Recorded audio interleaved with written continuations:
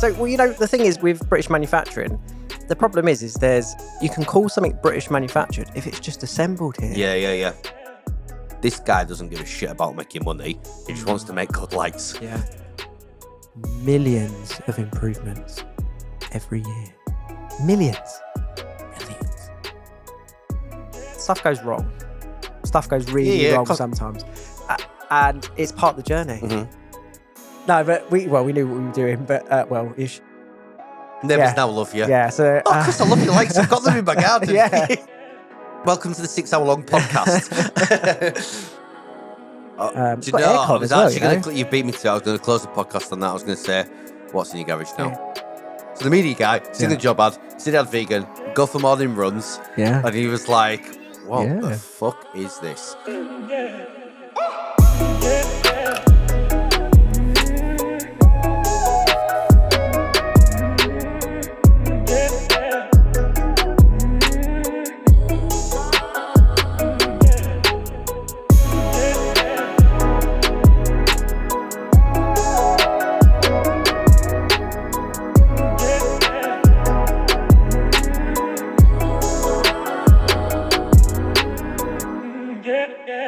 Hi guys, Rich from Out of Smart. Welcome back to another episode of the podcast. Now, this one I've been really looking forward to because not just because of the podcast, because I've actually been talking to this guy for 4 years. I've actually met him face to face. It is Chris from Hudson Lighting. Thank you so much, Rich. It's such a pleasure to see you. It's weird, Dave.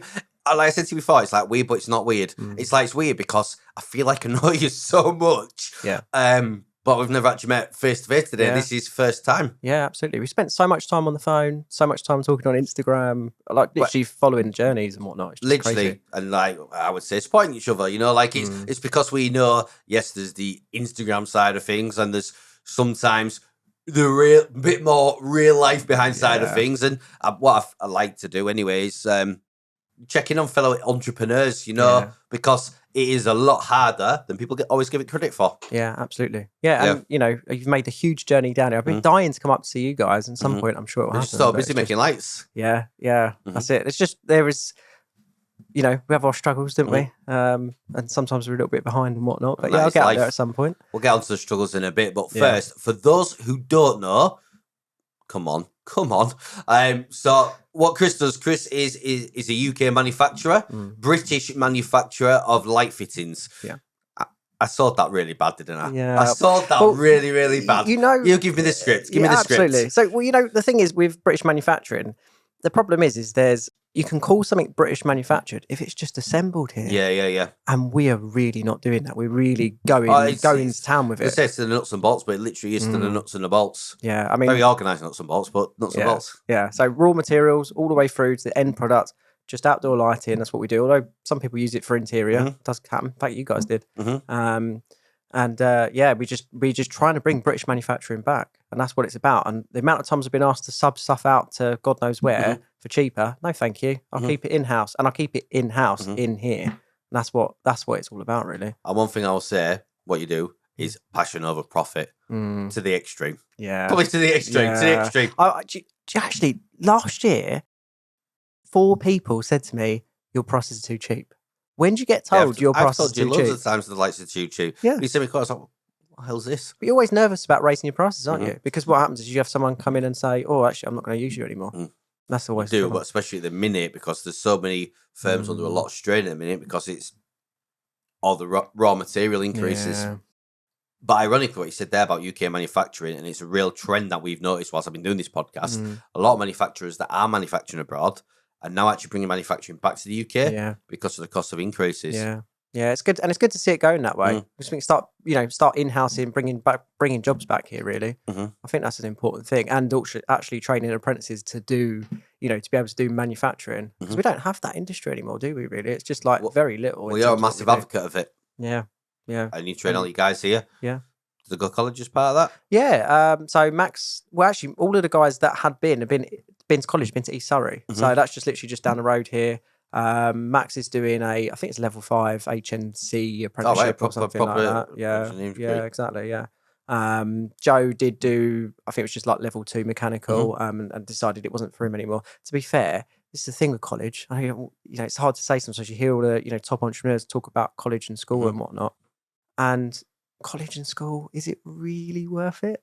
Oh, that's we're going down this road, are we? Are we going down this road? I know that's a real tough. But the thing is that what they're being taught. I don't think there's any education like hands-on education. Whether for certain things, like obviously electrics is different because there's regulations and stuff that are better taught in a college than Dave on site.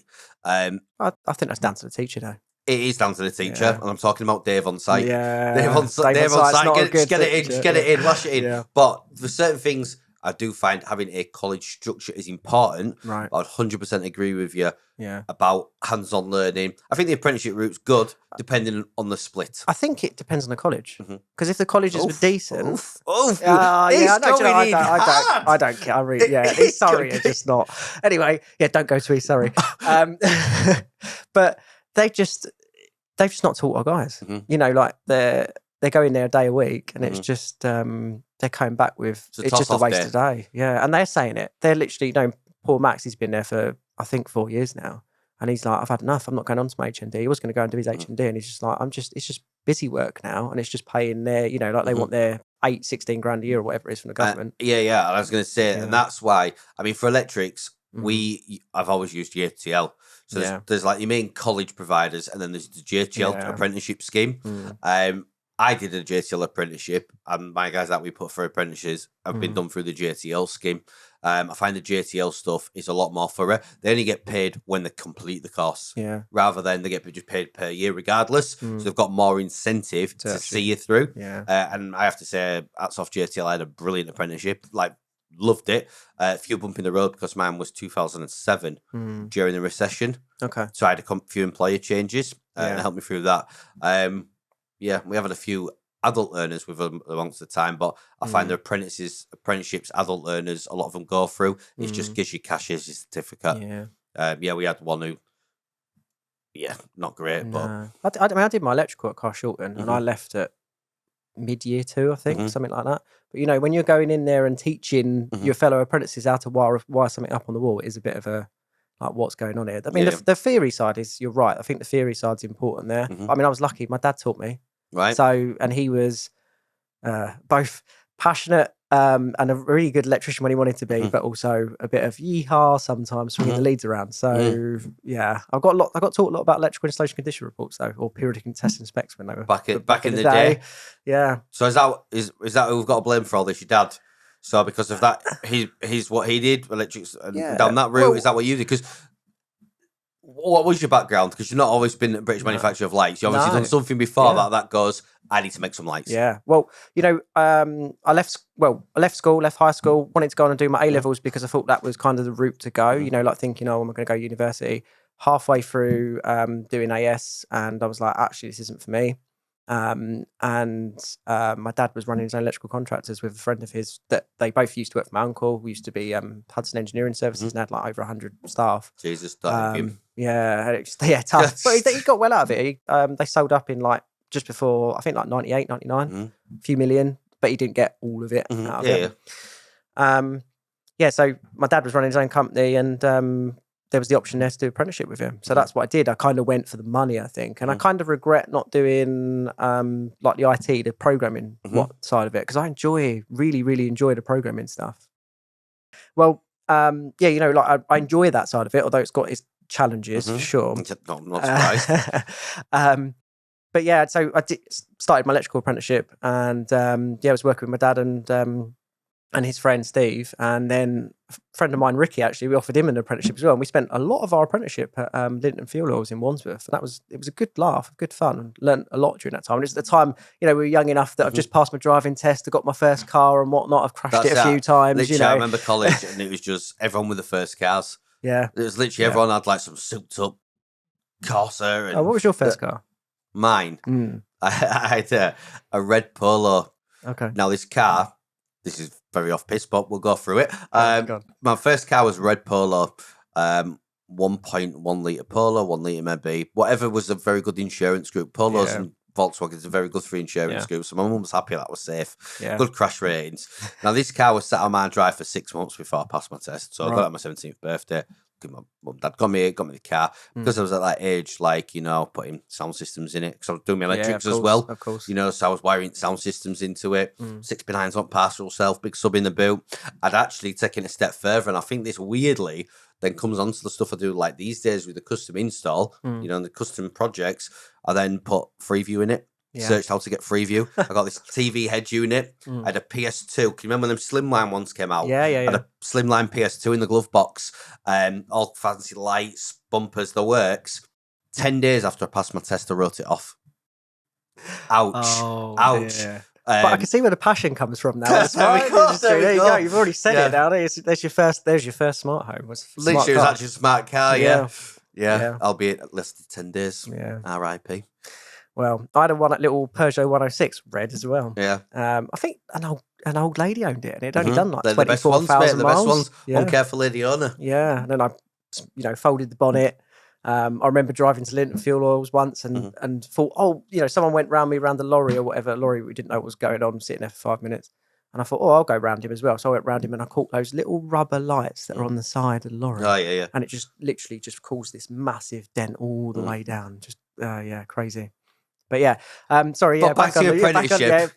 Back to the apprenticeship. Yeah. So, about two and a half years in, my dad had my dad was, he basically wanted to emulate my uncle. He sees this big company and he goes, wow, this is amazing. This is what I want to do. And he got in a lot of debt. Steve, his business partner, didn't want to, he was like, I don't agree with this. I don't want to do this. And he was going on this weird tangent about Christmas lights. So he thought that he could hire them out to pubs. So he bought like £20,000 of Christmas lights and trying to hire them out to pubs every year. And of course, that doesn't work out. And he basically ended up having a nervous breakdown and ended up in a mental health hospital for about 6 months before being moved to another one.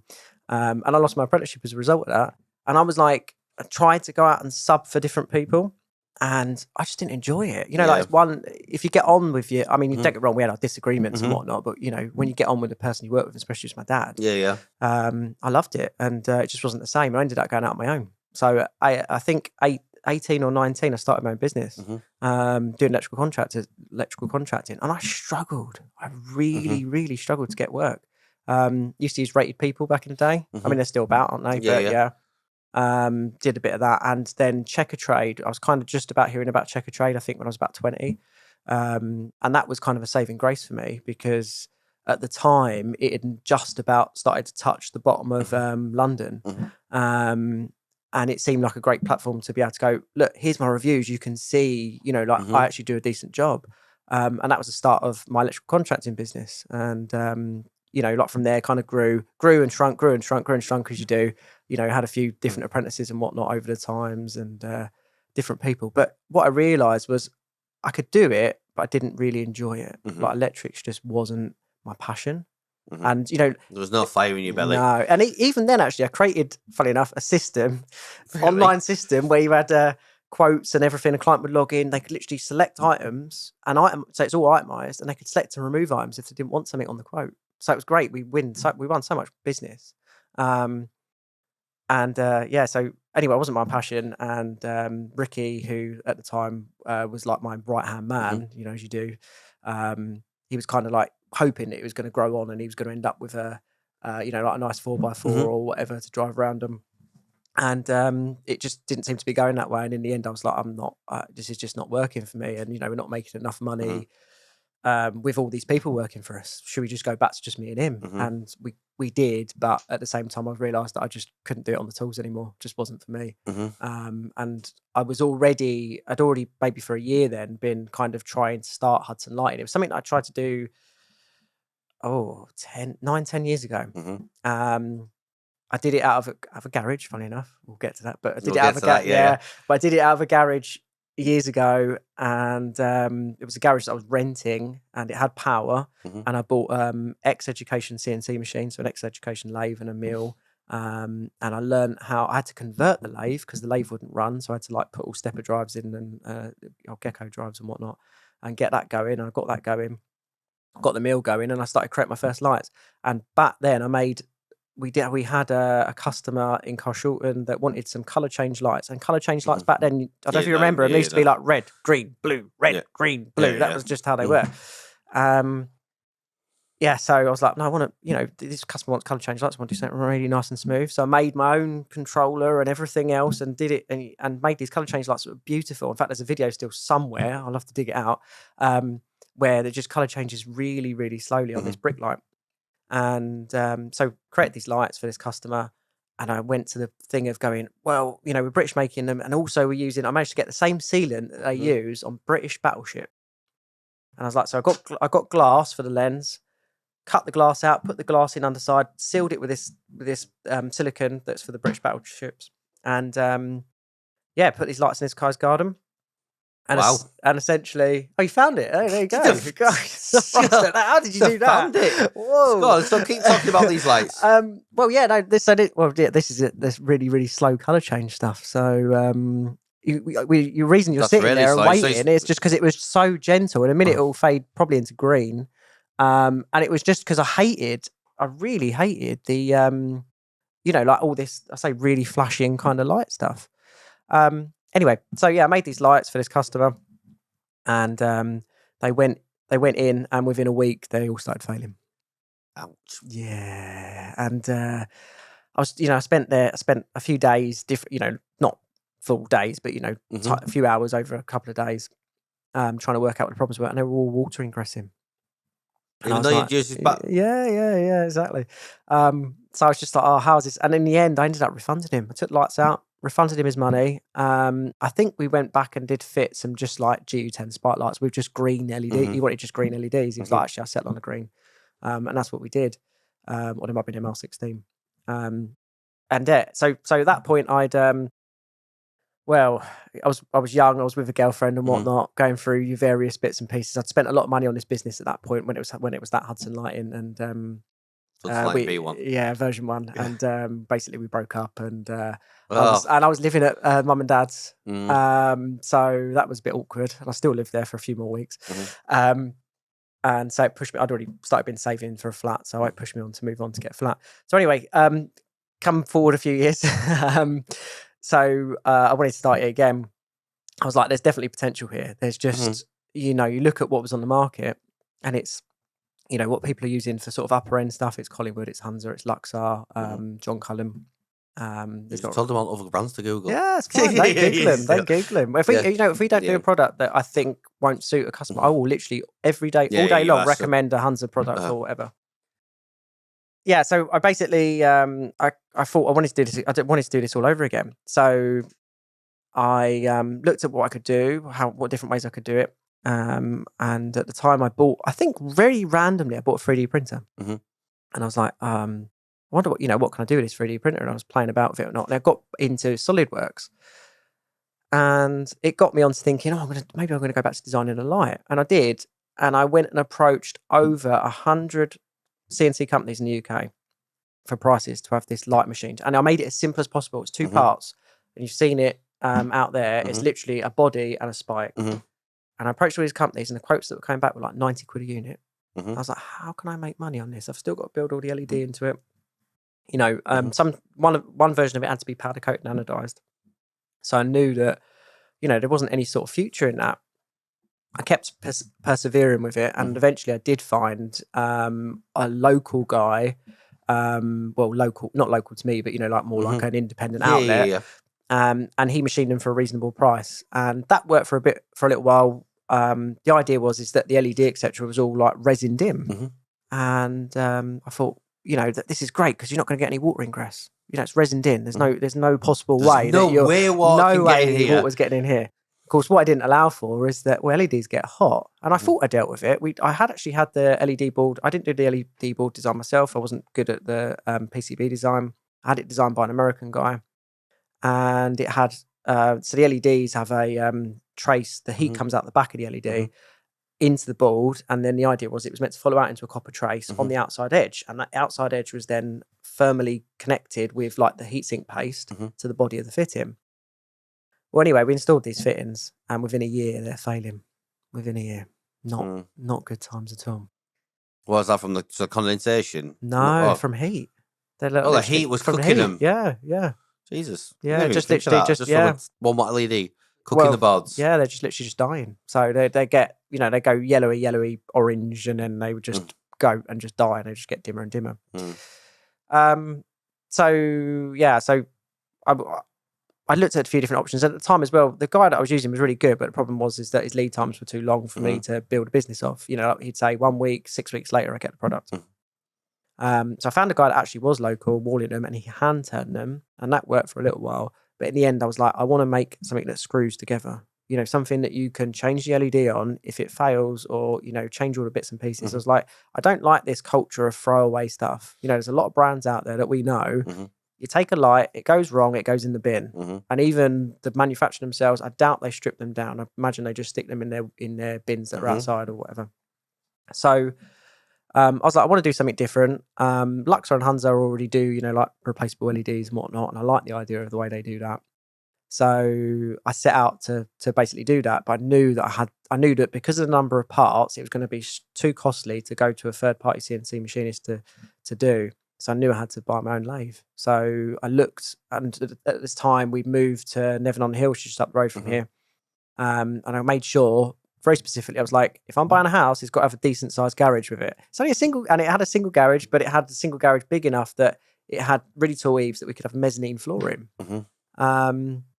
So I had single phase, and I was like, right, I need to find a lathe that I'm going to get in there, but something it's got to be industrial. I can't go out and buy your hobby, whatever crap lathe that's not going to, exactly. It's got to be something that actually does, actually knocks out the parts. And I wanted it with a bar feeder because I knew that, for efficiency's sake, I can't be machining one light and then I've now got to, hand take this out and change it. I want it to just knock out part after part after part. So, look, I searched the market everywhere and eventually settled on the Hassiel one. And that's the sort of beginnings of, where we're kind of actually machining all our own parts. And that is the point, well, probably not that direct point, probably a touch further on, but when I discovered you. So I discovered on Instagram, British lighting manufacturer. Yeah. Again, it was a bit more when you was on the socials. And again, our stories are so different, but so parallel, because it was when you were on the socials a lot. Yeah. And you were literally, for the first couple of years, making the light fittings in the garage. Yeah. So York Grill garage, but come on to that. So I'm making the lights in the garage, but it's you in your garage with your lathe doing videos on how you're making these bits and you want to make them replaceable. And for me, the thing that rang through with everything is, I'm sure it's all our entrepreneurs' long-term plans, but it was, this guy doesn't give a shit about making money. He just wants to make good lights. Yeah. I love it. I literally love it. Yeah.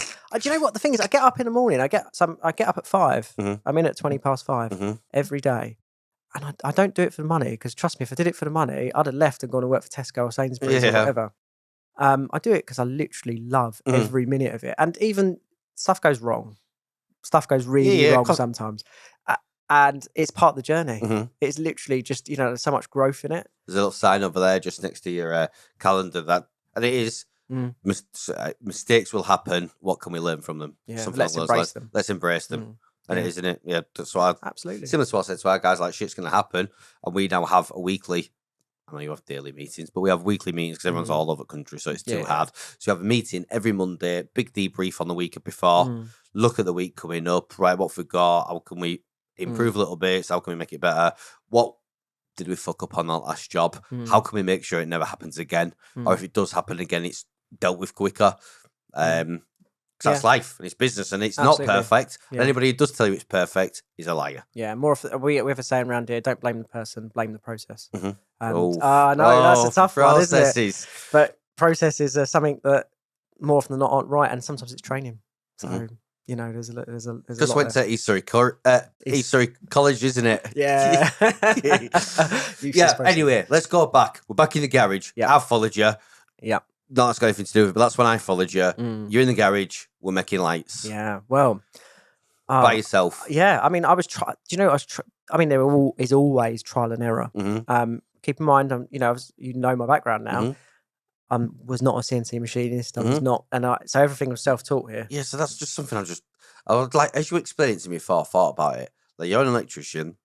So, but again, people don't realize electrician and electronics Different They're two things, completely different things. completely different beasts. So you've been an electrician, so you not understand bits. You've then gone into electronics to get your LED board, albeit with help at first. Yeah. Then got a lathe, Yeah. which is the mechanical engineering side of Yeah. things. So you're teaching yourself a whole new industry. Yeah. Just to make it nice. Absolutely. Yeah. And it's not just that powder coat, because as soon as I had the lathe, I was like, we've got to powder coat these. I don't want to send these out to somewhere else. I don't want to wait, like it takes X amount of time to already machine the lights and get that bit right.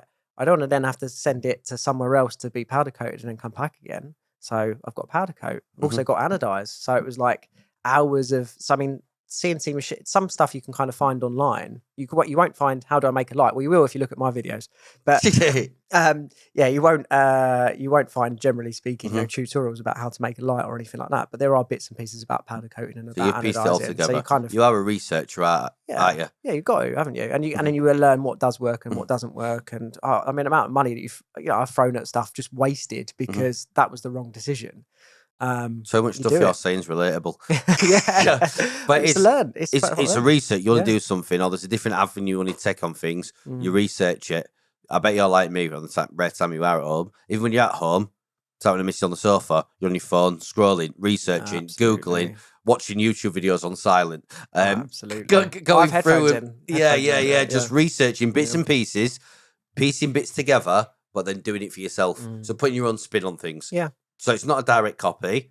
It's learn a bit from this video, learn a bit from this video. I read this on a blog and I saw this on a Facebook group. Yeah. So I'm going to try X, Y, Z. Yeah. And these things that we've tried and tested, sometimes it amazes me when sometimes you get a third party in. So I know we'll get to it, but when we did eventually move, I had someone come in and do some help with us on machining. And he said to us, have you got thread gauges for all these different threads that you got? And I'm like, what are thread gauges? I didn't know what a thread gauge was. And so we've been making, like spotlights, and we make backs and tops, and we'd make the thread fit to that back. So one batch to one batch would be just for that batch, and you might take a batch from this batch and then a batch 10 batches later, and they won't fit together because there's no standard thread.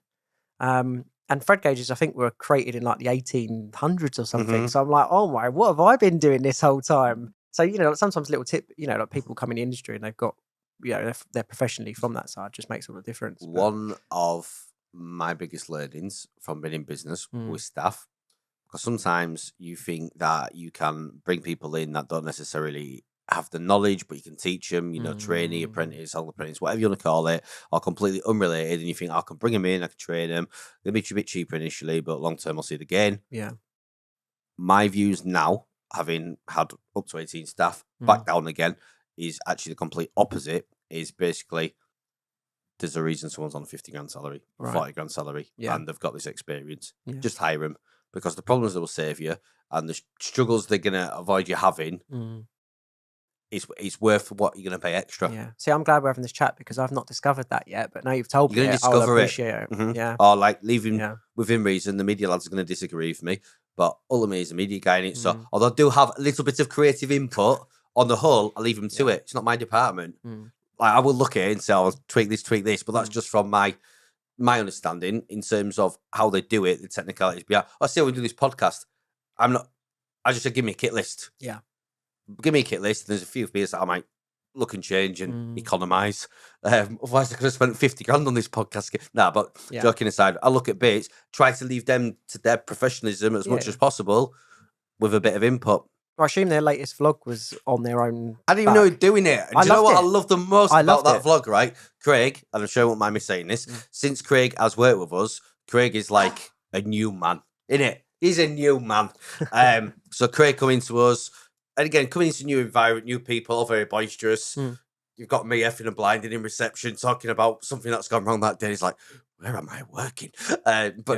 Craig's like literally come out of his shell. He's like a different man. I was going to say, because what I've seen in the socials, Craig, very quiet. You seem very quiet and very reserved. Yeah. And meeting you in person, you're much more because he is this last month, new man. But then when I seen that video over there, so for me, stuff like that isn't. I didn't ask you to make this video. Why are you wasting my time, resources making this video? And do you know what it is with Craig, right? this podcast actually this about this podcast. But no, what it was that video, he did that video, he was talking. So at first, I know that sounds stupid, but I've seen that video and it was him talking, but that he just goes showing you like we've come out the last couple of months, and they've done the video. But the fact he thought to do that video, and this is the difference with the team we've got now, because we've done a lot of change recently. We've talked about this before. The people I got now care so deeply about what they're doing. Yeah. They are genuinely invested in what they're doing rather than just being a job. I never wanted to hire people that just wanted to be a job. Yeah. I can see the passion. Literally, the guys come in. Like, it's just, so with that kind of stuff, the Mm. ideas, the generally doing stuff better or slightly more different, or how can we make our content slightly different, or if we're doing this, I may as well make a video. And then on top of that, Craig then edited that video because he was doing it. We're going out. I only found this out yesterday when I was on road. He then edited the video on a Saturday afternoon to get it up for a Sunday release. Right. Wow. Completely off his own. Wow. Didn't force it, sir. My man. But yeah, so it's perfect. Yeah. And do you know, a little bit of the different content I think really worked, because I was like really pulled. I really enjoyed that video. I really did. Sometimes, you know, just throwing in the curveball. There is, and you know, we trialed a vlog and was going to do more vlogs, and the guys, to be honest with the guys, hard to get content.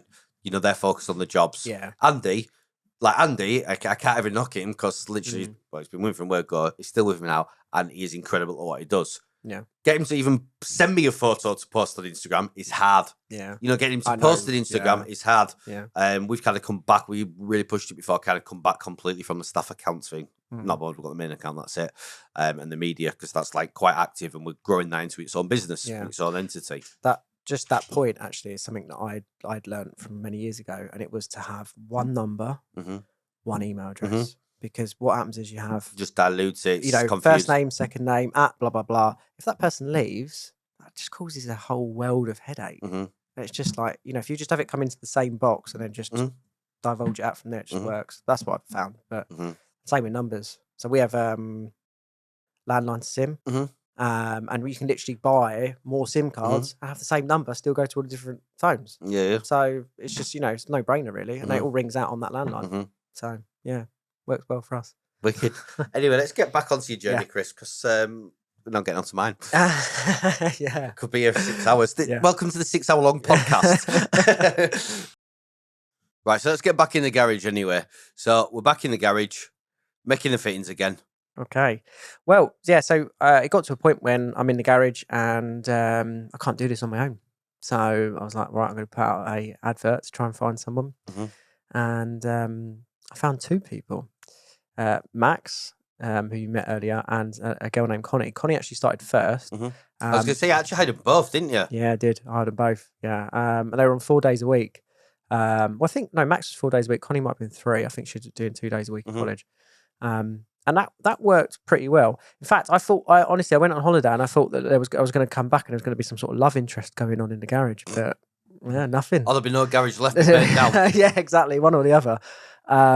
So, you know, we made it work in there. So there's 3 of us now in this garage, and you know, we're doing the anodizing, the powder coating, the machining, all the assembly, and you know, we started adding to the 3D printers. So I started doing the whisker spike stuff a bit more, and yeah, you know, it was going okay. And then we got busier, so I said to Max, "Oh, we need to hire someone," and he said, "Oh, I know a man." So it was a friend of his that worked at Waitrose with him, Jamie. So Jamie come along, and then, you know, again grown a bit more, and then we had Jamie brought Joe in, and at this point, so we got 5 of us. There's 5 of you in a garage, 5 Chris. in a single garage. This is a single garage. It's 4 meters by 2.2 meters. We sat at each other's knees with machining, and you know, we were in there. Corner. And you know, we were in there at the beginning of COVID. And, you know, like laughing about social distancing. It's going to work well, isn't it? Yeah. Yeah. So we persevered, and we knew that we needed to move at some point. But I had the next bit of growth. So there were some grants available through. I actually remember the interim bit before you moved, but go on, keep going. Okay, keep going. Yeah, so we had some grants available before that we could get from, I think it wasn't local council, it was through like Southern to Grow thing through Brighton Council, weirdly, and And we got 37% of the cost covered to have a container. So I don't know if you remember the container. I do. I remember, because the way that you've documented everything in the business, and this is the weird thing that I get when I'm talking to someone about something, like, hey, I remember you did this and you had this on, you wearing this t-shirt. Yeah. But I remember. Yeah. I remember you planning it. I remember you scoping it all out before it come. Yeah. I remember it getting delivered. Yeah. I can remember all the netting going up on it. Yeah, you remember the flowers on one side? Yeah, had flowers on one side because it was going to my driveway. Yeah, and I've got a neighbour that shares the drive, next to us. Shared driveway. Got 5 of you in the garage and a container on the drive. 5 in the garage, 5 of you in the garage and a container on the drive. But your neighbours fucking loved you. So basically, I asked them beforehand. So this was the direct neighbours, and I said to them, look, this is what I want to do. And I literally got someone online to do SketchUp. The 3D layout, just to show what it looked like, and it did look like exactly that. We had it all timber cladded as well, just to try and make it look as best as we possibly could. Make it look like a container on your driveway. What you don't really appreciate is by the time you've got to park, their house kind of sits further back from ours, and our garage sits further back from the house. And basically, where the container was, it meant that they were almost squeezing in between a wall and a cladded container. So I get that it didn't feel that nice. So I don't think they really appreciated that at the time. And we didn't have that container long. We had that container for 8 months, 9 months, I think. We moved our powder coating in there because powder coating, you imagine you're powder coating in this garage with 5 people. You can't remove all of the dust. We're all breathing powder, this is going to come back to me when I get a lawsuit or something, probably from one of the guys. Chop that bit. Chop that bit. No, but we knew what we were doing, but ish. So we had the powder coat and we moved the anodize inside the container as well, and that worked well. And when we got to a point where we were like, we kind of need to move, but also someone had complained to the. So in our village, it's a bit weird. Our house is freehold, but there's covenant on the deed. And essentially, we have to pay a service charge, even though the house is freehold. Right. So we get use of a communal swimming pool, tennis courts, and all the other bits. So it's quite nice. All right. Sorry. In a gated community. It's shared by about 500 houses, so it's fine. But because of that, there's managing agents and or some sort of management somewhere there, and they basically said, you need to move your container. You can't. In fact, you can't have your business here. And I was like, well, it doesn't say you can't run business. Oh, well, actually, in the covenant back in 1990, it was 2001 or something like that when it was done. It says you shouldn't run a business from home. But I'm like, well, okay, I can point at every other fifth neighbour's got a business going from home. So they're using that. Every other fifth neighbour's not got a 20-foot container on the driveway, though, Chris. And a CNC lathe rumbling away, especially if it was doing stainless steel, it would make a hell of a noise. So obviously try to run it at a respectful time, but you've got orders to get out, so those are the so I don't think I made any friends with my neighbours really. And so we had to move. We were just forced into it. So I was looking. This was the business, not you personally. No, not me personally. No, I still live in the house. Still live in there. Neighbours now love you. Yeah. So Chris, I love your lights. I've got them in my garden. Looking at different options, and January. So I was looking November, December 2020, and I found the place that we're in now. Actually, no, I didn't. I found the place 2 doors next door, and I put an offer in on it. Well, that one went, and then this one was coming up, so I put an offer in on this one, and it got accepted, and we basically moved here. So the garage is now a play space for the kids. It's got aircon as well. You beat me to it. I was going to close the podcast on that. I was going to say, what's in your garage now? What's play space for the kids? Yeah, it's got aircon in there. And a toilet. Don't forget there's a toilet in there. Yeah. Well, of course, there had to be a toilet. How was you going to have people work there without a toilet? Yeah, I don't think the missus having lunch in your dining room. Yeah. Well, it's family business, I suppose. So, what a hell of a thing to move. I mean, do you have any issues when you got your first lease? So our first lease. So before we got that building, we were working out 2 40-foot containers and backs of vans. Right. So building racks in clients' gardens. Now when we got our unit, and you always knew it was too small. Yeah. But I needed to get the training academy open again. That was during lockdown. So lockdown hit. Mine went south at first month, but then after that, people was asking me about training academy and stuff. Yeah. And obviously we're launching in July with well, that was the Instagram live. Got the building, and yeah, we've had because I never anticipated doing that building. Do you know? Ultimately, yes, long term, wanted to have an office, wanted to have all the rest of it, but I never anticipated. Actually, the training academy was a pipe dream. Being completely honest, that was a Friday night driving down the M1. Actually, but that's all ideas start. Literally, like fuck this shit. Quite literally, like driving back to the other end of the country because we got an online business, not an online business, one we have, but because we're visible on Instagram. Yeah, people are seeing our work, they're seeing the passion, they're seeing the quality. They don't care where we're from. They want us to do their house. Yeah. It's just, that's how it kind of works. Yeah. Now, when I was growing the business and wanting the inquiries and work, I'd do that. I'd drive there, and everywhere.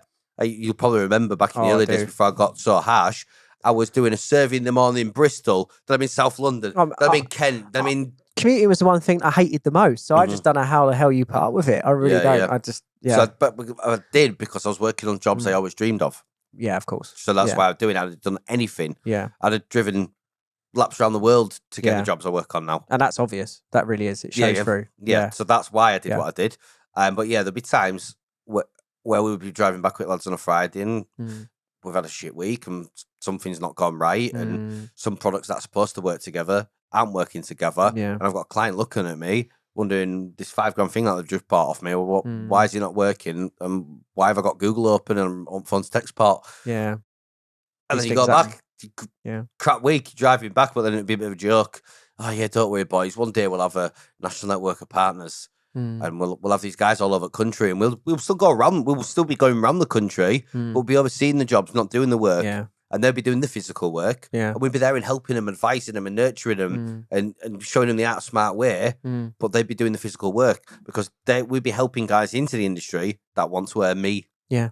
Yeah. You know, and that was the plan. And weirdly, now we're living that plan. Yeah. But it was always pipe dream. Oh, yeah. Don't worry, lads. One day training distribution. But then what really hurt, but also added light to the situation is when we're driving back one week, everyone's a bit fed up. And one of the lads would say, yeah, but Rich, don't worry, mate. Training distribution soon. Yeah, absolutely. Yeah, so then when it actually came about, it's weird. Yeah, it's weird because now we're doing it. We're living it. Yeah. Because of that lockdown, and I mean, don't get me wrong, I say this all the time. I know lockdown, coronavirus, blah, blah, blah, all the rest of it affected lots of people and lots of businesses in lots of different ways. And I'm pretty sure people have died. However, for us, it was actually the best thing that ever happened to me, ever. Because what it made me do is stop and think. Yeah, I agree with you because it benefited our business as well. I mean, bounce back loans and whatnot, all that side of that kind of stuff helps. It just helps. Yeah, absolutely. It was kind of just come at the right time. Chipped away a small bit so as I didn't have no big machinery to move, everything in my industry was expensive. Yeah. Stupid expensive. Yeah. We've literally, this week, after a final 7-month delay, so they were the last thing to ever go in, and by the time we even got to this point, I'd spent like 625,000 on our office. Yeah. Money That's crazy. 2 years ago. Yeah. Where am I finding this money? Yeah. And we kind of had to make it work. And then we've done that. And then the final piece went in, which we paid for 7 months, paid for them in December, which was cinema chairs. Obviously got them a little bit cheaper, but the retail on them was 22.5 grand. We paid probably half. Trade with a bit of showroom discount, if you like. Yeah. And they finally turned up this week. Wow. And that was the final, last percent, wasn't it? That was the last thing to go in them buildings. Yeah. And it's 100% done. So yeah, the building was done, but we've added to it added extra functionality and extra other bits over the last 18 months. And you're going to move in like 3 years. 3 years. We need to move now. Yeah. We need to move now. You spend all this money, you do all this stuff, and you realise, actually, this is great, but now I need to kind of move it somewhere else. And what am I going to do? And it's the fish tank mindset, innit? Yeah. And you'll know all about the fish tank mindset because you're a big reader on this kind of stuff. And it's, you'll only ever go to the size of the tank you're in. And if you're in a little tank, absolutely, that is limiting. Like I remember looking at our warehouse first time. It's not huge anyway. But I remember doing it when the day we got our pallet racking installed, 96 pallets, our warehouse holds. Yeah. The day we got our pallet racking in, you probably remember the inside. I was like, fuck me. It's like, what are we going to do with all this space? You filled it. Fucking can't fit anything in our warehouse. We've got pallets all on the floor. Yeah. Well, 96 pallets. Well, for this podcast, we've had to move the gym out of the way. Move the whole gym. We're in the gym right now. Exactly. We're in the gym right now. This was a wall somewhere over there. Yeah. And, that's the thing is we've only been here for less than a year and we're already like, oh, we've got no more space for machines and we need like another CNC lathe at some point down the road. We can't fit it in. And I've signed a 5-year lease. I'm like, right, okay. Yeah, what are you going to do there? So yeah, it's just it's fun, isn't it? Really, it's just it's all part of the journey. It's and all honesty, the stuff that people. I'm an electrician. Mm. Yeah, and I make this very clear to people all the time. I am an electrician. Yeah. Electrical apprenticeship, 10 years working in the industry. I'm an electrician. But I'm an electrician that wanted to work in smart homes. So I'd obviously working in smart homes now. Yeah, that's great. Business grown, developed, all the rest of it. Yeah. I'm now a teacher. Yeah. Now do training. And the training course is going great. I enjoy doing those. I really enjoy the teaching side of things. But I always have, because I've always had to look after apprentices. Yeah. Granted, they're not apprentices. Yeah. But that whole kind of transfer of skills and the kind of whole public speaking and talking about things. Well, I can talk. Yeah. Got that one covered. Tick on that one. Yeah. But yeah, then the whole thing like that, things like staff. Like, I ain't done no hit. Like, No. and that's the thing. Sometimes I say, I'll chop my fingers off because I just see the people that work for me. Like, I've crack with them like the pals. Yeah. And sometimes I need to remember that there's a line that shouldn't be crossed when you're making jokes. Staff management just is life. just It's life. so hard. Yeah, staff management is just something that is just it's a whole subject. It's the worst in part its of the own. job. Yeah, It's the worst part of the job. And if we went down this avenue, Chris, I know. Yeah, we won't go there. We could be here all day. Like, I have to keep dragging this guy back onto his journey. I'm sorry. Like, because honestly, he tangents. just thinks he just sat with me in the pub and we're just chatting. Yeah. Have a little pineapple juice, mate, and we're just chatting. Yeah. Because the funny thing is, and you know what? I actually knew this was going to happen because when Chris will messages me on Instagram sometimes, he'll say, "Oh, have you got 2 minutes for a chat?" Blow out, wouldn't it? An hour. No. An hour? Plus. That's got some quiet day. Hour and a half, 2 hours. And he'll just be on the phone and it'll be exactly the same. Yeah. Fun part, what's just happened with so-and-so? Complete tangent. Yeah. Next thing we're talking coolant. Yeah. Yeah, that's it exactly. Yeah, and the missus is messaging me going, what are you doing? Where are you on the going? phone to in the garage. Yeah. No, it's Rich. Yeah. So we've just got this unit. I just point out actually while you mentioned that your name is so well known in my house. I don't want that. Yeah, everyone's like, for Rich, good or for bad? No, for good. And she's she's always like, talk to Rich again, but it's just and I'm because I'd always talk about your journey and whatnot and all those bits and pieces. Yeah, likewise. And then, in fact, I'm going to mention this right now. I'm sorry, guys, for those who aren't interested in mine and Chris's life stories, which this is turning into. This is absolute. If you're here to talk about lights, please switch off now. But no, Chris chats to my missus. Yeah. I came home. Chris is a vegan, which is fine that he's vegan. Apart from today, because Chris actually provided a beautiful lunch, but I don't do spicy food, and I like my meat. And we got vegan lunch. But Chris tried to convert my other half into a vegan. And I came home one day from work, and there was actually oat milk in the fridge. And I said, Charlotte, what the fuck's this? No, I've been speaking to your friend. Yeah. It's no friend of mine if there's oat milk in the fridge. What's going on here? And she's like, no, that Chris guy that makes lights, I've been chatting to him about this. Oh, and I've got some quan for dinner. Yeah. You've done what? I think it lasted for a few days, and then that she was lasted a couple of weeks, to be fair to her. Okay. Yeah, she did. Yeah. Yeah. Well, she. I mean, I didn't see. Technically, I didn't convert. I can't remember what it was. I think she put a post up in her story, and then I messaged her, and we just got chatting. Yeah. And it's just like, got a number, and and that's the kind of trust I've got to let you do that. Yeah. Can we please go back into the story, though? Oh, sorry. Sorry, boys. Sorry. And I'm also sorry to Dom, who'll edit this. I'm sure I'll have a great laugh in the process of editing this. But good luck to you. Shout out, Dom. Good luck. We're now in this building. Yes. We've got here. Yeah. So we're fitting it out. We're here. We've learned from the. Just on lead up to moving here. So we were told that there was another tenant already in here, and they said this tenant was moving out in April, so we were going to kind of be able to move in May because there'll be like they're going to refurb it. Well, I know you probably would have seen some of the videos and whatnot, but they didn't refurb it, and I literally begged them to say, can we have the first quarter rent free and we'll do the refurb, and then at least we can do it the way we want to do it. They made us wait. They dragged it out. We didn't get the keys until I think it was like the 9th of June or something like that. And it was to the point, it was so bad that we had to move the container. The container was sold to someone that was in our village, and it had to move by a certain date. So our powder coating equipment was sitting on the driveway under a tarp for like a week. And it was just not pretty at all. And we couldn't powder coat, and obviously the orders again. You're going, oh, I can't do this. I have to wait until we get in there. So obviously the first thing when we got the keys was get the powder coating going, which is what we did. But it was just such a nightmare of a time to move. That explains why when we were planning this building, that's why the powder coating's in the very back corner out the way. Exactly. Because it was literally get it in, get it out of the way. Yeah. See, exactly. I know things like that, mate. Yeah. Yeah, because originally the powder coating was meant to be at the front. Mhm. We were going to actually keep the container, and we were going to bring the container in and remove half the mezzanine floor, Mhm. and then keep it inside the container, or we were going to have the container outside the front. And we were told we couldn't have a container. Well, I don't know if you noticed, but this morning there was a container delivered by one of our neighbours 2 doors down. Oh my God. I hope you matched out then, told him it wasn't I was allowed like it. literally shaking my head at one of the other neighbours going, how they had that? So yeah, it was frustrating because we spent a lot of money on that container and we'd only got, I sold it for like 1,500 quid. Because what do you sell a container for? You don't get money for containers, do you? They're just kind of one of these things that just doesn't keep its value. It's only valuable to you. Yeah. So anyway, we got in here, we got all the bits and pieces set up. We got back to production within about a week. And the poor guys were having their lunch up here on the floor for a good few months before I bought this tape bench and seats and whatnot. Then we knew that one of our bottlenecks was machining, and we were like, we need to make this investment into a new lathe. And I made the jump to basically buy something bigger because we're going to have got 3-phase. We can actually have a bigger, more industrial lathe. And ended up settling on a Nakamura that's downstairs. So I can't tell you the exact price because I've been told very specifically not to put it out online. But I can tell you his wife doesn't know how much it costs. Oh no! I can't tell you because people do. Yeah, his wife doesn't know how much it costs. But I can tell you, why have we got a machine that costs more than our house? Yeah, it's north of 100 plus an electric car. So and it probably should have been more than that because we've actually got the wrong model, and that's a whole different story. But please don't tell me. Exactly. Yeah, they're delivering us a new model in June. So in May, no June, first of June. So it worked out for us.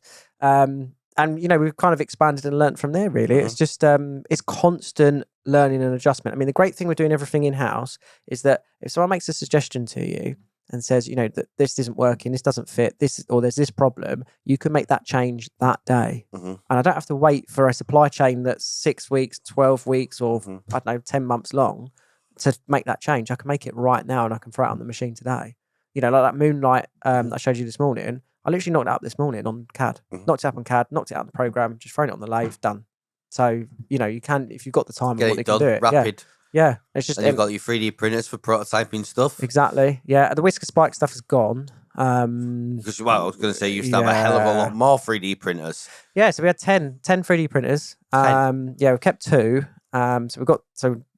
We had 10 and we were pretty much keeping them running all the time, knocking out all these Whisker Spikes. 24 hours a day. Near enough. Sometimes certainly 24 hours a day. Sometimes, a little bit quiet. Depends on what was going on with the orders. Because wholesalers tend to cut. We were selling to a lot of wholesalers, a lot of, your City Electrical Factories, your Edmonton's and whatnot. So thanks to all the electrical contractors out there that were ordering them. But then, like sometimes the wholesalers would come to us and say, we want 200 spikes. And you go, well, I've only kept 100 in stocks. Now I've got to make another 100. And that 100 took, it was 4 hours for 4 spikes per printer. So, yeah, you got to keep those printers going. And the worst thing is the printers are a bit liable for maintenance sometimes. So they work fine, but you just have to keep on top of the maintenance. And honestly, the 3D printing side, I can't remember how it even happened in the first place. I think randomly I was talking to Ricky and, I said, we got this whisker box, but we've got no way to actually mount it. There's no wall anywhere. What are we going to do? And, kind of just randomly thought this idea one night of, I'll make a spike for it. Doesn't exist. I didn't think much of it. And I think I put it straight out on Instagram like I did everything else. At the time, my biggest mistake ever. I should have bloody patented it first. As soon as I put it on Instagram, that's it. You can't patent it. So, no, it's once you've put it out to public domain, that's it. It's now public property kind of thing. I didn't know that. You still own the design, but you can't actually, like the mechanism sort of thing is not something that you can now protect. So I started, knocking out these spikes, and a lot of people expressed interest, and it kind of grew from there. But it was just a random idea, and it wasn't a passion. I really wanted to do the lighting, and so beginning of this year or February-ish time, I decided that I wanted to kind of part ways with the Whisker Spike side. Taking too much of your time. It's taken up too much time because I kept watching it because I know because even though I knew it wasn't your passion, I can see you developing it. Yeah. You're doing different things to it. Yeah. You're adding the SWA topper because somebody else asked you if you could do it. Yeah. It's Flood taking mount up your topper, time and resources. Yeah, exactly. Get rid. exactly. So I was just like, look, this isn't the core focus of the business. So we need to move this part on. How can I do it? And also at the same time, we were struggling. Like, honestly, I can sit here and say we were really financially like in a hole. And I knew that. So, we've been here for since June, 2.5 quarters past.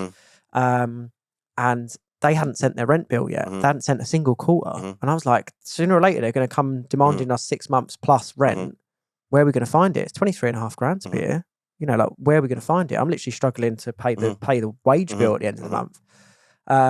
So I was just like, how are we going to kind of get around this? And I thought, well, perhaps if we can sell the Whisker Spike side, we can both remove the, like the products from our range. So we've got more time to do the lighting, and at the same time deal with the problem of, not being able to kind of make ends meet in the short term right now. And that's what we did. We sold on to a customer of ours, brilliant customer of ours. And it's great. It's come full circle like that. The customer bought it. Yeah. And I've kept a little bit of ownership in the new company. I suggested it initially, but actually he really wanted me to stay part of it as well. And actually that's kind of worked, because when he took it over, he started printing the bits and pieces and saying to me, oh, there's a 206 spike, because you have to have a spike for every Whisker box. And he said, oh, look, this design just needs tweaking and whatnot, or there was something missing off of it. So I changed it, and I'd still do little bits like that when I need to. So still have that little bit of involvement. And we still send the wholesalers this way, because despite the fact of, as you do, email every wholesaler and say, look, this is what's happened. They still somehow send us the odd purchase order for the Whisker Spikes. I'm like, well, I don't do that anymore. So we still sell them. We sell them to trade, but it comes via the ground spike company. Yeah, exactly. Yeah, just make a little margin on there and whatnot. So that came literally at the right minute. I cannot tell you how the timing of that was so perfect. I mean, if it had been 3 or 4 days later, I don't know what I would have done. I really don't. Divine timing. Yeah, divine timing. Everything you just works manifest out. it, and it just yeah, exactly, and it just did. And I know that's really cliche. Yeah, and I know it really is, but both me and you are a big believer of things such as putting it out there, thinking it. Yeah, it'll 100%. Happen. Because again, if let's go back to the garage, or starting in the garage. If somebody told you had this place here, you'd have your new 3-phase machine down there.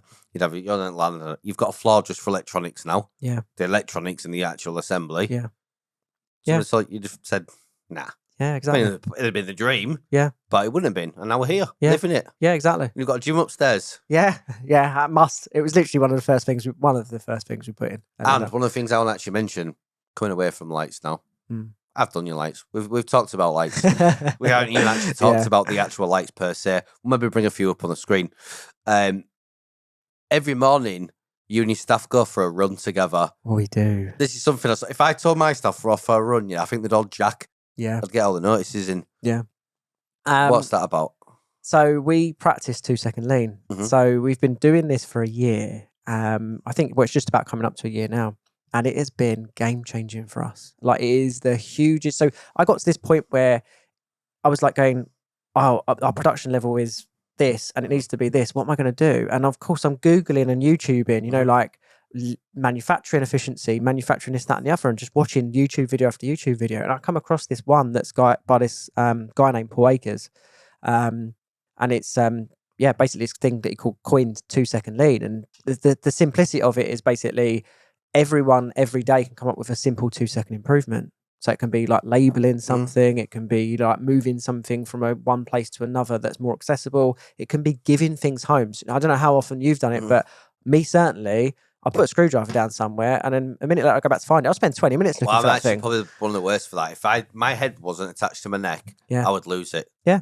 Literally, that's it. Horrific. Yeah, that's it. And we were guilty of that every day, day in, day out. So you just look at all that waste and go, well, what's going on here?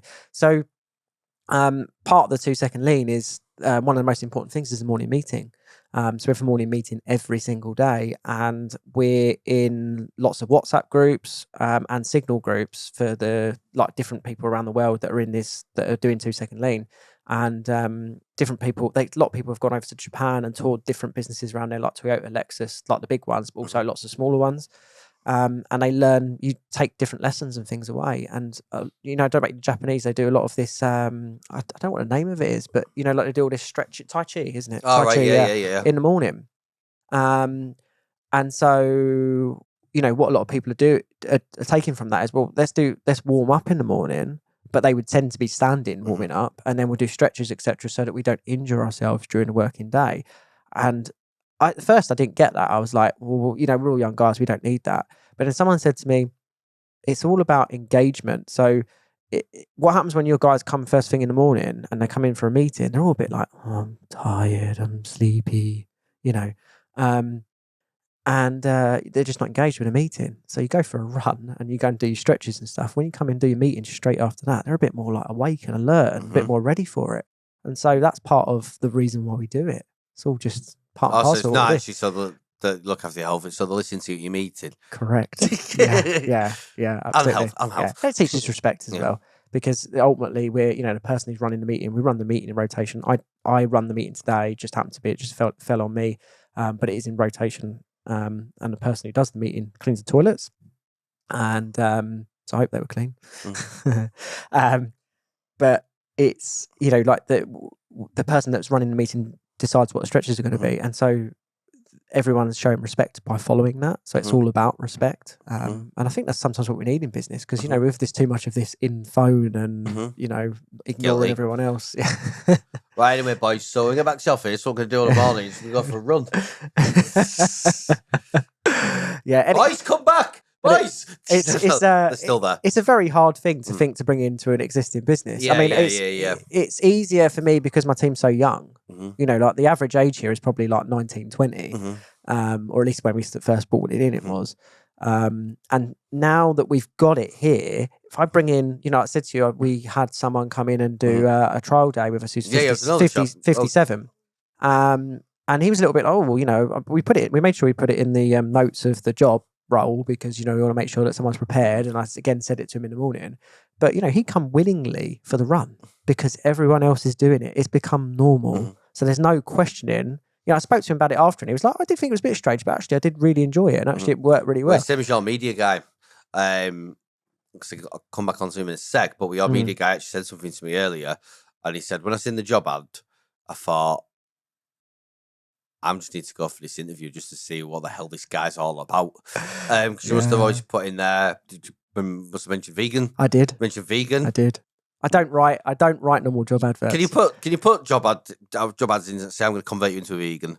I didn't write I was going to convert you into a vegan, but I said I am a vegan, and and this is me, and this is what I'm about, and I will provide. How do you know somebody's vegan? How do you know so? Go on. They'll fucking tell you, mate. That's how you know. That is how you know somebody's a vegan. I find that. But anyway, so the media guy seen the job ad, seen ad vegan, we go for morning runs, and he was like, what the fuck is this? You attract, but the thing is, you attract the right people. No, but then he said, because he was a vegan himself, he come for it, come and did morning run, and it was like, I need to work here. I loved it. And then, ta-da! Yeah, Ryan's there he is. Here. Yeah, absolutely, in the back there. Yeah. So him coming in, though, is, because you used to be, and again, this is the change I've had on socials. Oh, it's Chris Hudson Lighting. And he still do a bit, and I still try and do a bit as much as possible. Problem is, I'm not really out on site as much these days. I'm doing this or training or in client meetings, design meetings, etc. But so because you're doing that, and what it does, again, Craig, big up yourself, Craig. This is Craig again, brought in here a lot today, aren't you? We do have Cam. Cam, love you as well, and Dom. Poor Cam. But big up Craig.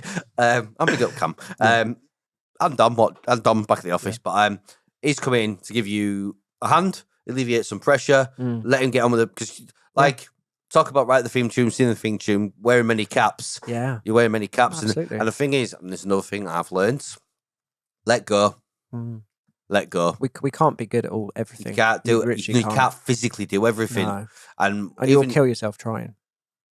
You really will. I almost did until about 6 months ago when I took my foot off the gas a little bit. Yeah. And started going. So literally for 4.5 years straight, I've done 120 hours week in, week out. Like people say to me, you can't work 120 hours in a week. You finish it at like 3, 4 a.m. 3, 4 a.m. 5 days a week, innit? Like I used to do that. Yeah. And you could tell, from seeing the socials, was like, you look dead on my feet. Well, I wasn't well. You needed to. I wasn't well because I put a lot of weight on over the years doing the business. Yeah. It's life. The thing is, I was at peace with it all. Like I'm doing something here for a bigger good. And it's a case of a matter of, I knew what I wanted to do with Art Smart. Not quite what we've done with it, right? Because it's far exceeded any expectations I could have ever had. But I knew roughly what I wanted to do with the business. And I knew brand, everything I did, even now, focus everything around brand and reputation. Fuck the profit. I don't give a fuck what the bottom line is. Yeah. My account can scream at me for the balance sheet all he wants. Don't go as far as saying creating a legacy. I want to change how it's done in the industry. I want to change it massively. Yeah. I believe we're going to do that with a partner network. So I appreciated my personal life, my actual life. Very blessed and got a very understanding of a half. My personal relationship was getting put on hold for a couple of years. Yeah. Turns out that number's 5 years. And that's what I'm 5 in October. Yeah. And I finally feel, I said over the last couple of weeks, the business is finally at the point now, now enabled me to come and do this podcast. So I've got guys, I've got the partners, I've got the team in the office, I've got my designers, and it's all all the media boys. And the people are pulling their weight and making shit happen. And not everything is on me anymore. Yeah. That's a huge thing. It's life changing. Yeah. It's like such a weight off your shoulders. Yeah. Unbelievable. I spent a lot of money last year on coaching, which is something by a program by Mike McCallowitz called Clockwork. And it is all about trying to make the business run without you. Now, obviously, I haven't done that here, but it's obviously there's a requirement of a certain number of staff and a certain number of roles and whatnot to get there, but I understand the concept of it all. And it just takes an incredible effort to make it all happen without you. It just takes a lot. And over the last 12 months, because you have, and this actually lead quite in nicely to this next bit, but I've spent so much time, money, resources, etc. over the last 12 months implementing systems and processes. Yeah. Systems, processes, software, accountability, to make stuff work in our business from a phone call to a handed over job without me needing a single step of involvement. Yeah. And we are so far away from that being, I need so much involvement, and as well because I want to be involved. Like, I don't want to say a micromanager, I'm a micromanager. I like to know everything that's going on. Yeah. But that's because I care and I want to make sure A, that staff's doing it right, but B, the client's getting what they should be getting at the level I want to operate at. And that's how I do that. But to try and do that, the systems, the processes, is painful in itself. But I said to my guys, and try and get everybody on board with everything. If I do a 16-hour day one day, it's not front to say this, but I'll say it because it's real. If I do a 16-hour day one day, I'm exhausted. Yeah. I clip it on motorway, central res, gone. Yeah. You're a lot of a job. And that is sad, but true. So if we've got it set up where it works itself, it's sad Rich is dead. But we can still carry on. We've still got jobs. Let's keep it moving. And that's what I'm trying to work to at the moment, because it's exactly that. It's if I died tomorrow, who's going to pay the wages? They can't even pay the wages because all for nothing. Yeah, I mean, we bank with Starling, and they're amazing, but at the moment, no one else but me can do payments. So if I die, that's it. No one else can do payments. That's a problem. And it's it's all part of trying to make sure that everything can be dealt with, so that you don't have to be there and you can get on with it. You know what I really want to do? I really enjoy doing improvement stuff and making stuff better, more efficient and whatnot. And that is what I want my job role to be. I love the... And that's funny that. You've gone from lights. My lights is my passion. And now your favourite thing is the improvements. Yeah. You don't want to make the lights anymore. You want to improve things. Yeah. You want to improve how the lights are made. The efficiencies around making those lights. Yeah. And improve the product overall as well. It's just constant. It just doesn't stop. You think that. Yeah. It's got to be done. There's never an end point. You can't say something is perfect.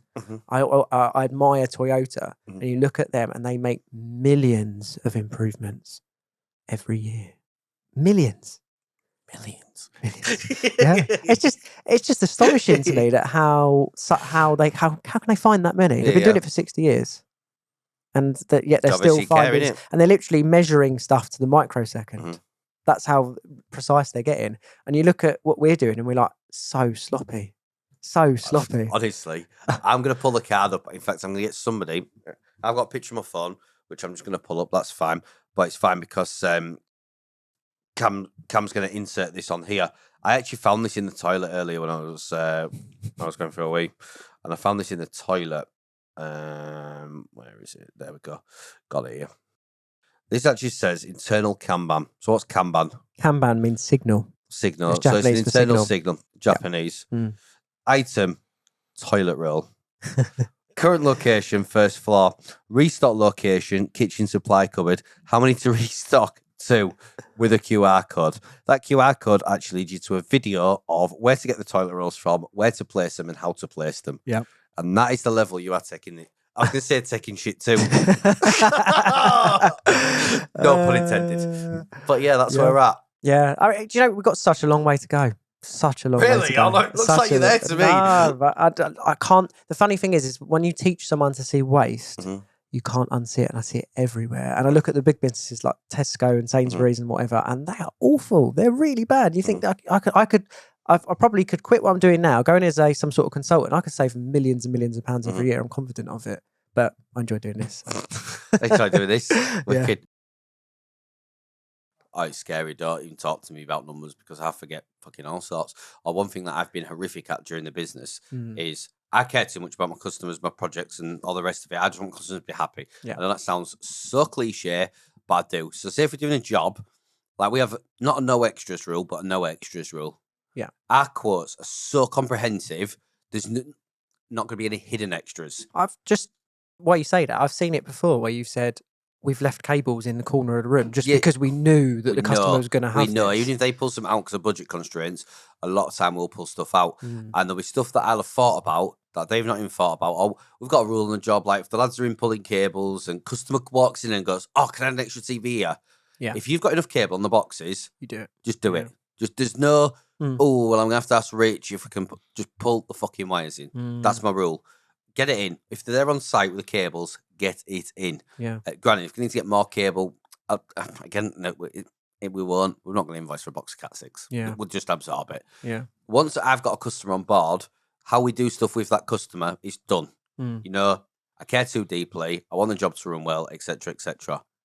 But where that slips is you don't realise in like the industry I work in, shit is expensive. Yeah, so stuff like video receivers is expensive. Yeah. So on one of our jobs recently, because we're now doing this Monday meeting debrief, let's talk about the job, what's gone on here, what's gone on there, what the customer asked for. We actually sat down and just on the job, a £250,000 job, but 10 grand's worth of extras. That usually had to just let slide, you know, oh, customer's happy, it's great. Yeah.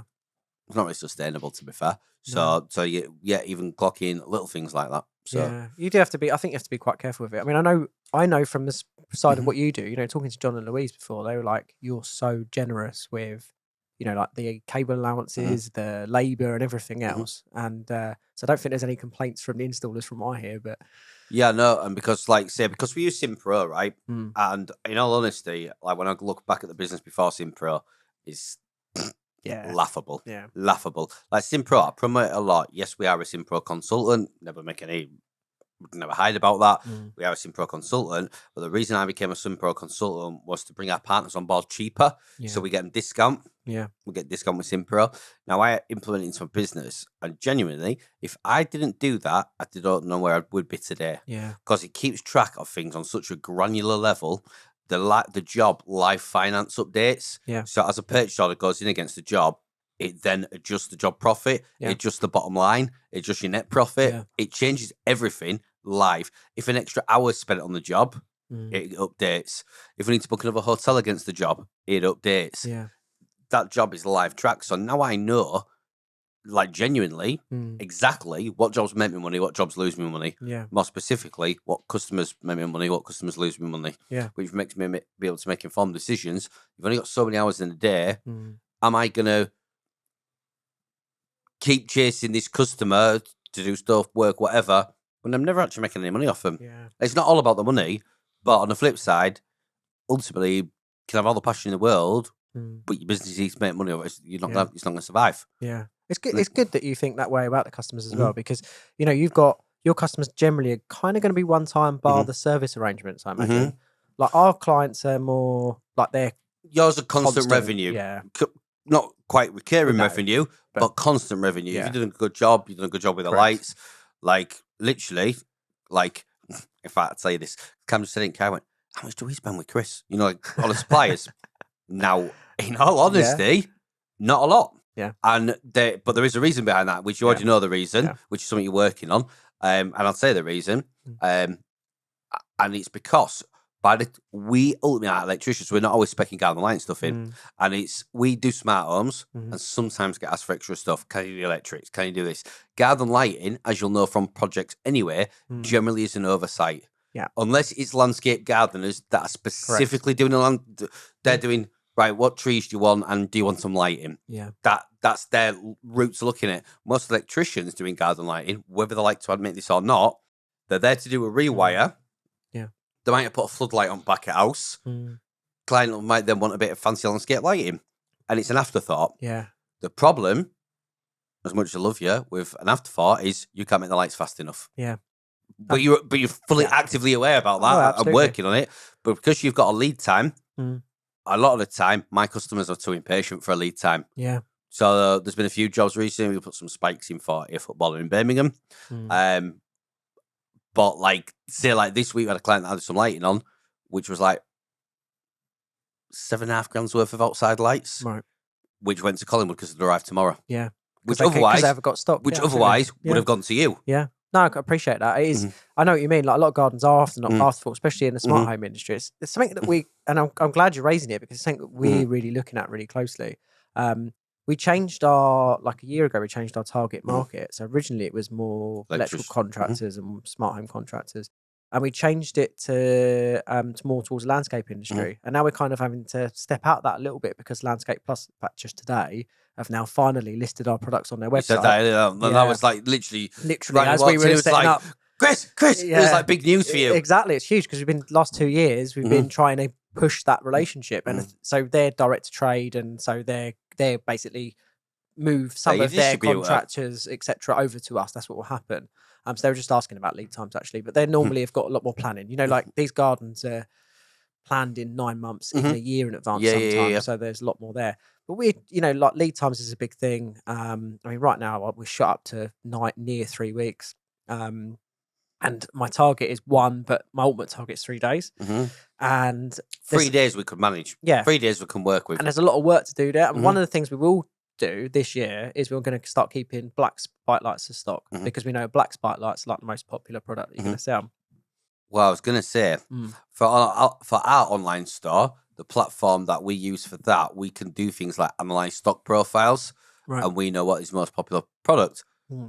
Yours might be able to. And I actually want to mention this and go through this because I mentioned Simpro actually, which are job management stuff. Granted, you're more of a manufacturer. Yeah. You mentioned it earlier, you like programming. Again, it's a man who wears many hats, but a man who wants to wear many hats because he enjoys them. Yeah. Your software. Yeah. You have, and again, I don't think you actually give yourself enough credit for what you've done with the software here, but you've literally built your software from the ground up, code level. Yeah. Like, talk me through it. Talk me through what, because I know what it does. And I literally, when you showed the guys earlier, literally blows my mind every time. Thanks, Rich. From someone's on your website. Yeah. Well, so, the website is programmed, just so you know, so it looks like a pretty ordinary website. You know, there's the shopping cart and everything else for purchasing. We don't sell to public, we only sell to trade and wholesale. So you have to be logged in to actually buy something on there.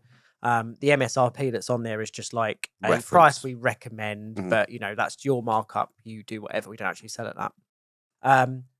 So when you're logged in on there, say you pick out a few products, you add them to cart, you can put personalization on there. So like we laser mark the back of all the lights to say X contractor's name or whatever.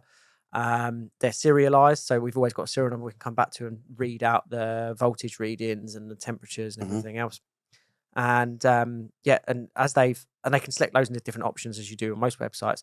But as they add it to the website, automatically populates our manufacturing side. So the website front and back are both completely integrated seamlessly. So the order automatically gets added to our system. And as we're building the order, the customer can view what percentage the order is in, what state it's in at the moment. It will notify them when, say, for argument's sake, sometimes we get orders that are added and they've not added the delivery address for whatever reason. It will notify them and say, we haven't got a delivery address. Can you send us a delivery address? Or can you update it yourself on the system? They can, see all their order history. It's all of that. And it's all, it's kind of like front and back integration where I didn't want it to be third party. Chris, you still aren't selling it enough. No, you're really not. Yeah, well, no, fair enough. There's You're not, and this is what you do before every time we Yeah. talk about your software. It's probably because I've spent so much money, time on softwares recently and processes that I know every kink, annoyance, what it does, what it doesn't do, what it's not, what's supposed to do together and doesn't do together. I'm going to explain it in a bit more detail. You fill the gaps. Okay. So when a customer places a order on your website, it then creates manufacturing information Correct. for your guys. Correct. It's not just manufacturing. You've got the type of light, how it needs making. But further than that, it then breaks that down into individual parts, Correct. components, everything, circuit boards, the optics on it, everything, the powder coating, everything that in stock that and where you're saying there is actually, so there's a tablet in the powder coating area that's got powder coating interface. There's a machining interface, and so there is all the parts that the guys on machining need to make. There's all the parts that the guys need to powder coat, and so all the colours are there. So and then it tells you what into, related to what order and whatnot. So it all ties in. It's not perfect though. There's a lot of work to do on it. Yeah, but it is completely bespoke. Yeah, and it does all that. I couldn't find, look, nothing existed that could do what I wanted it to do. Sack the lights off, sell that software, mate. You make a fortune. And there's also the test side as well, where I showed you that box earlier, where you literally plug the light in. It's flipping back between. So when you connect our lights up back to front, if you do this with a certain other brand or different brands, boom, you'll blow them up. With our brand, what happens when you connect them back to front, and of course you wire in series, you might wire 10, 15 lights in series. Normally the whole string doesn't work as well. With ours, the one that's run the wrong way goes red. So straight away you're like, oh, that light's wired back to front.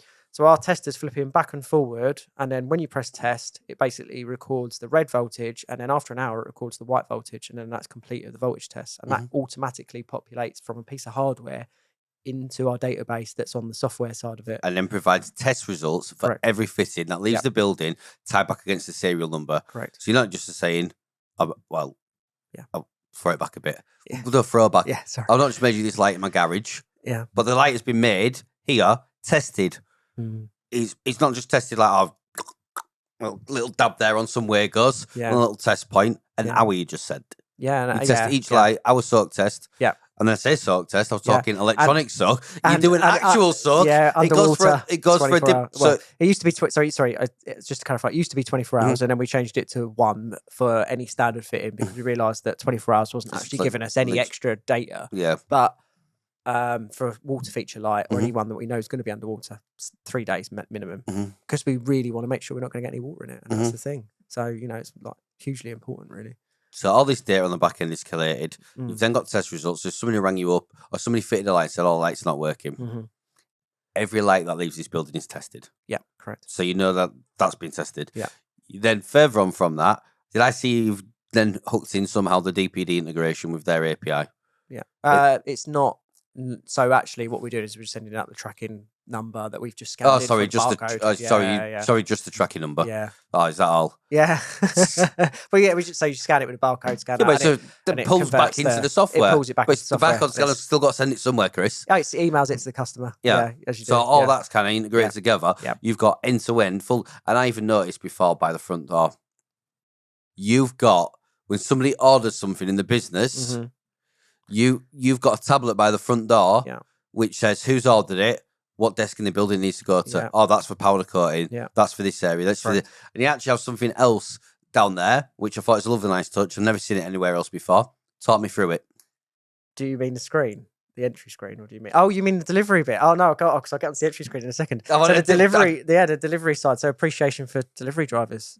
We got it from Seating Matters in Ireland, and basically it's the delivery drivers that come here to collect. They're an extension to our team, and so we need to treat them as such. So we 3D printed some can holders, and occasionally we'll put a can of drink up there for them. There's their photo, there's their name, so that our guys can actually greet the delivery driver with their name at the door and go, "Oh, here's a can of drink. Enjoy your day." And then normally they get chatting. Everyone's like first name basis with delivery drivers. I mean, like most people don't know the name of their delivery drivers. They're like regulars. I know you get like the odd random ones, but with our regulars, that's what we've got. So it's just really part of that. And then the second bit I was saying, there's the screen. You didn't see it this morning, but that's the screen that says Hudson Lighting on the front. With Raspberry Pi on top. Yes. It's out there because the HDMI. Yeah, the HDMI lead's playing about. Well, no, it's a power lead that's playing about. But in the morning from 9 a.m. Well, it's actually from 6 a.m. From 6 a.m. till 10, it shows a completely different screen.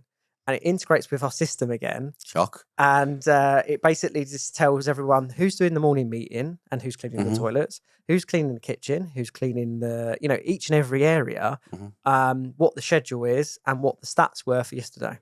And that's all on that screen. And then it automatically changes over at 10 a.m. to the normal splash screen. Because after that, we're not doing our 3S cleaning and whatever in our meeting. So it's disgusting how far you've taken certain things. Like, it really impressed me again because I'm doing the whole process thing. Like, massively impressive. So, so we've got a guy called Adam. Adam probably joined us 6 to 8 months ago, I think now. And basically his job was, I mean, there's been times, our stuff's different now, but there's been a couple of occasions where we'd got maybe, I don't go as far as saying it's shafted by the customer, but shafted by a customer. There's one particular, owes me an awful lot of money. But because we didn't have a contract in place, because they could, basically. And because too many things were done by word of mouth. Now, Adam's job is to make sure that when we get a customer, every customer then gets a customer contract to protect us. Is to then make sure that staff have a staff contract to protect them, to make sure I'm holding up my end of the chip. And likewise with partners, we now have a partner contract, and that actually works 2 ways. So the one way it works is we will agree a fee with the partner, and said partner will get paid said fee. And if they don't, or if they've not held up their end of the bargain, that would be outlined in the contract. To say we had, in all honesty, we had an awful experience with a partner. Completely half-assed this job. We need to go in and fix it. Literally cost us thousands to go sort it. Ruin the customer relationship. And off the back of it, cost me a £300,000 job. We're supposed to start the following month. Wow. The best bits don't make it to Instagram, mate. No. The best bits. They don't. And then this partner had the cheek to turn around and say, I owed him 10 grand. Listen, mate, basically go fuck yourself. Yeah, absolutely. But because we didn't have that contract in place, again, you only learn these things from mistakes. Now, we're doing staff contracts, we're doing client contracts, but we weren't doing partner contracts, Now we do. Contracts for everything. Oh, podcast contracts. You signed a contract. Contracts, yeah, no, but it is. Did, and the reason that is because we do these podcasts for free, and I want to do them for free. What I don't want is just doing a podcast, filming it, editing, coming on the road, spending the money on hotel expenses, blah, blah, blah, all the rest of it. To then do the podcast for you to turn around and go, don't like it. I don't want that releasing. Well, that's fine. Here's an invoice. For wasting my time. Which obviously you wouldn't do that, but it may spring up. Another reason it'll spring up because I've got used to get laid down by people. Not by people in general. It happens, though, but doesn't it? Things happen. People change their mind. Not everybody's got the same integrity, or they might just change their mind on something. Don't really want that going out. I always find it quite interesting. I think sometimes it's the type of people, the type of customer you're kind of dealing with, and it's hard to just judge it off the back. So we used to, we'd generally always said trade we don't give any credit to because I've had bad experiences in years gone by. But wholesalers, we'd automatically extend a £500 credit limit, and then if they wanted anything more, like for lighting or whatever, then they'd have to actually sign credit terms. And wholesalers have never let us down ever. They, don't get me wrong, they pay late, 60 days, 90 days, whatever, but they pay you, like they don't let you down. But trade, I've had a few, where I've been like, I felt like I built a relationship with this person. I'll give them a bit of leeway. I send out the products. They've not paid for it yet. They'll still pay. And it was a real, we did get paid, but it was just, one of these that you really push to get your money. Like we've obviously got the online store and distribution stuff. That's predominantly why I made it an online store. Not distribution thing. Like, listen, it's not really my job to fund your projects. Yeah, exactly. Basically, it's the long and short of it. And because what we try and get, especially if people come through our training network and partner network, because we explain it, like our business now works pro forma. And to have even an electrical company, a tradesman working pro forma is like practically unheard of. But the fact of the matter, like too many, like we're doing a job with a partner in a minute. I said, what's your payment terms? And he said exactly what you just said there with wholesale. He said it's 60 days end of month because he does pure commercial. 60 days, end of month. So Which actually that's the polite way to say 90 days. It is. And they're literally the bank rolling the project. Like, how are you a bank now or are you an electrical contractor? So basically, no. So I told him, I'll pay you 50% up front. He's like, what? I'll pay 50% up front because that's how we work. But we actually work 25% deposit, basically 25% covers pre-wiring design. Yeah. We then take 70% once first fix is complete Right. to begin procurement of second fix materials. Yeah. Now, if the client has any sense about themselves, they'll instruct us to begin that procurement a lot sooner. Yeah. We're finding a lot of projects at the minute for clients that understand supply chain and what's happening in the world. Yeah. We're getting jobs paying us 90% up front, which obviously great for cash flow. And it also means that their projects run so smooth. Yeah. They're effortless because we've got these big grey boxes in the warehouse, which you've probably seen. Yeah. And what happens is when orders come in, it's got a job box number, matches up to a PO number. Yeah. Paul adds an asset label to the box, books it into our system, logs the serial numbers, put it in the box. Yeah. When the job's ready, the box comes down, I've got everything I need. Yeah. There's no, oh shit, that part's out of stock. Because it's there. Yeah. It happens too often at the moment. So you have to. It is a nightmare. And I bet you guys are, I mean, you get a lot of stuff from the UK and don't really import much. Yeah. But there were, like but even they're reflectors. supplying. Yeah. I mean, there were reflectors and optics and bits and pieces that we were buying in. And although the company's like based locally, like one of them was based in Mitcham, it's likely that they were like, it was optics, and they're likely that they were being injection molded in China.